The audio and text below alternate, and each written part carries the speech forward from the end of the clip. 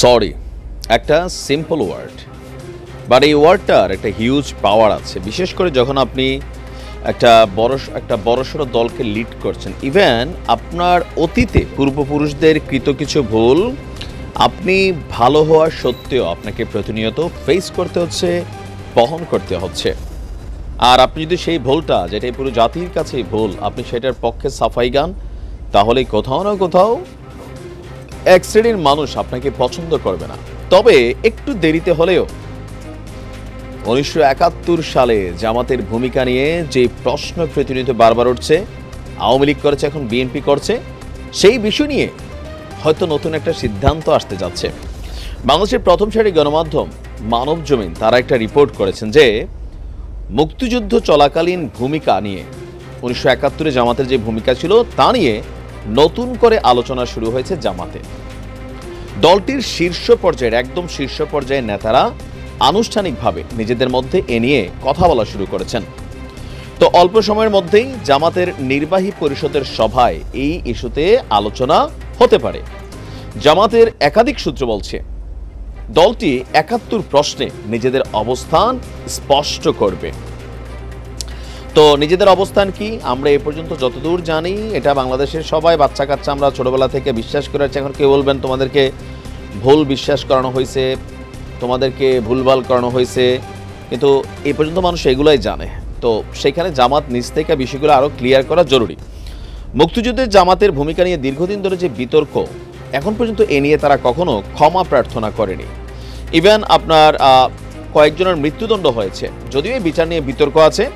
71 নিয়ে জামাতও নানা সময় নানান ধরনের মত দিয়েছে। কারো কারো মত ছিল রাজনৈতিক সিদ্ধান্তের জন্য ক্ষমা প্রার্থনা করা, কিন্তু সংখ্যাগরিষ্ঠ নেতারা কখনো এই ব্যাপারে সাড়া দেয়নি। তবে জামাতের সব নেতাই দাবি করে আসছেন জামাত নেতারা যুদ্ধ অপরাধে জড়িত ছিলেন না।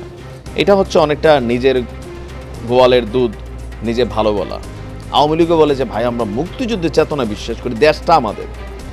বিএনপি ঠিক একই কথা বলে। তো কিছু কিছু জিনিস তো মানুষের চোখের সামনে ইতিহাস কথা বলে, তাই না? এখন বিভিন্ন গুরুত্ব পদে জামাতের যেই লোকজন আছেন আপনার, তাদের মধ্যে অনেকেই আভ্যন্তরীণভাবে যে বক্তব্যটা যে 71 নিজেদের ভূমিকা নিয়ে দেশের জনগণের কাছে জামাত যেতে যাচ্ছে, এ বিষয়ে দলের 2-3 জন শীর্ষ নেতাও একমত। তারা সিদ্ধান্ত নিয়েছেন যে জামাতের নির্বাহী পরিষদের বৈঠকে 71 ইস্যুটা নিয়ে তারা আলোচনা করবেন, সেখানে বিস্তারিত আলোচনা করে সিদ্ধান্ত নেওয়া হবে। আর 71 জামাতের ভূমিকা কি ছিল তা জাতির সামনে পরিষ্কার করা হবে।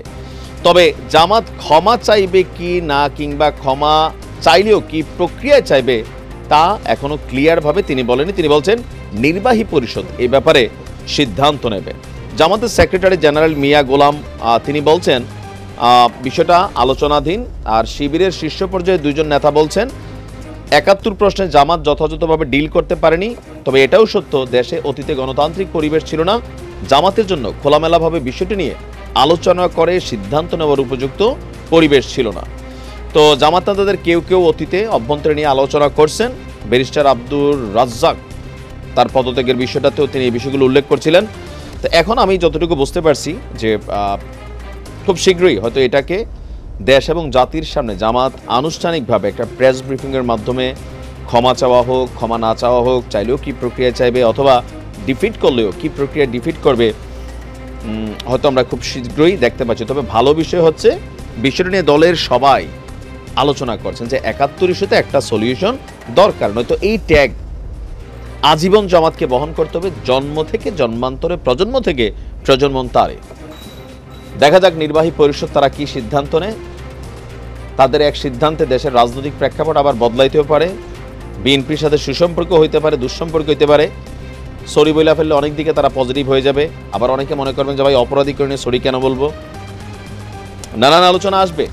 তবে 71 জামাতের ভূমিকা বিতর্কিত ছিল, এ হাতে কোনো রকম সন্দেহ বিভিন্ন রাজনৈতিক নেতারা, বিশ্লেষকরা, আমরা এই পর্যন্ত যে ইতিহাস দেখে আসছি 40 বছর পর্যন্ত, হয়তো অনেকে নিরপরাধ ছিলেন, লাইক দেলোয়ার হোসেন সাইদি, তাদেরকে হয়তো রাজনৈতিক কারণে টার্গেটেড করা হয়েছে। বাট জামাতের ভূমিকা তৎকালীন প্রেক্ষাপটে যারা ছিলেন, সবাই না হোক, বাট মেইন রাজনৈতিক গোষ্ঠী হিসেবে জামাতের ভূমিকা ছিল প্রশ্নমুখী।